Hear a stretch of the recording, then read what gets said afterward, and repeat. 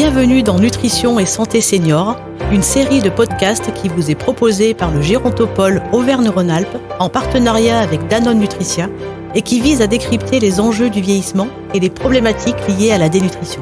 Bonjour, aujourd'hui nous recevons Perrine Repers, chargée de projet au Gérontopole Auvergne-Rhône-Alpes et diététicienne de formation. Elle abordera avec nous un sujet fondamental, les besoins énergétiques et protidiques des personnes âgées.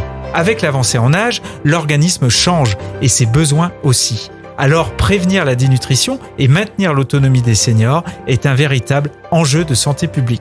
Bonjour.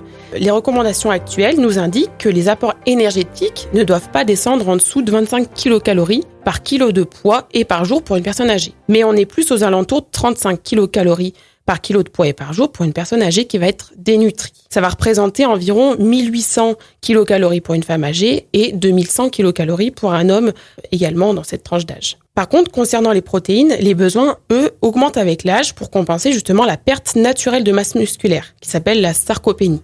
En pratique, on va viser entre 1 g à 1,2 g par kilo de poids et par jour pour prévenir justement cette perte naturelle de masse musculaire chez une personne âgée. Mais on est plus aux alentours de 1,5 g par kilo de poids et par jour chez une personne qui va être dénutrie. Donc ça correspond à environ 70 à 85 g de protéines par jour pour une personne qui pèse environ 70 kg. Et où est-ce qu'on peut trouver les protéines et les autres nutriments qui sont essentiels ? Eh bien, dans l'alimentation, les sources de protéines se trouvent dans les viandes qui vont être maigres, dans les poissons, dans les œufs, les produits laitiers, mais aussi dans certaines céréales ou légumineuses. On va conseiller d'inclure une source de protéines à chaque repas, que ce soit midi ou soir. Pour les lipides, qui est une autre famille de nutriments essentiels dans notre alimentation, ils doivent représenter 35 à 40% de cet apport énergétique total. Mais on a bien sûr une attention qui va être portée vraiment aux oméga 3 parce qu'ils sont souvent déficitaires dans notre alimentation et notamment dans l'alimentation des seniors. Et eux, on les retrouve dans les poissons gras, dans l'huile de colza, dans les noix, les graines de lin, etc.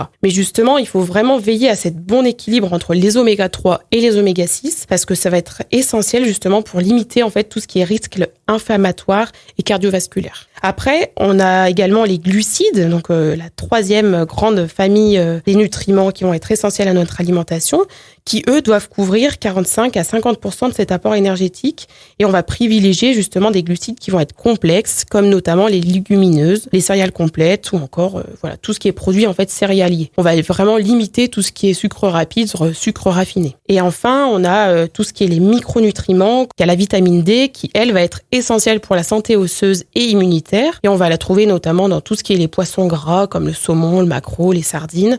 On a aussi le calcium qui lui va vraiment prévenir cette ostéoporose et les fractures qui sont potentiellement plus fréquentes en tout cas chez les seniors. On les trouve dans les produits laitiers, les eaux minérales riches en calcium, les légumes verts notamment. Le fer qui va lutter contre l'anémie et la fatigue que lui on va retrouver dans la viande rouge, les abats, les lentilles, pois chiches, etc. Et lui il faut vraiment l'associer avec la vitamine C pour une meilleure absorption justement dans notre organisme. Tout ce qui est zinc et sélénium sont vraiment importants notamment parce qu'ils vont soutenir l'immunité et la cicatrisation. Ces deux micronutriments, eux, on va les retrouver notamment dans les fruits de mer, dans tout ce qui est viande, œufs, céréales complètes, noix du Brésil. Et en quoi l'hydratation est importante chez la personne âgée et notamment un sujet qui serait dénutri ? Eh bien, avec le vieillissement, la proportion d'eau dans le corps va diminuer. On va passer d'environ 60% chez un adulte à environ 50% chez la personne âgée. Par ailleurs, on a aussi la sensation de soif qui va s'atténuer avec l'âge. La fonction rénale se dégrade, les troubles de la déglutition sont plus fréquents, ce qui va encore compliquer davantage cette hydratation. On conseille potentiellement de consommer de l'eau gazeuse ou des eaux aromatisées justement pour pallier ce manque d'hydratation. Actuellement, les recommandations, elles suggèrent un apport hydrique qui est d'environ 1,5 à 2 litres par jour, ce qui est relativement conséquent.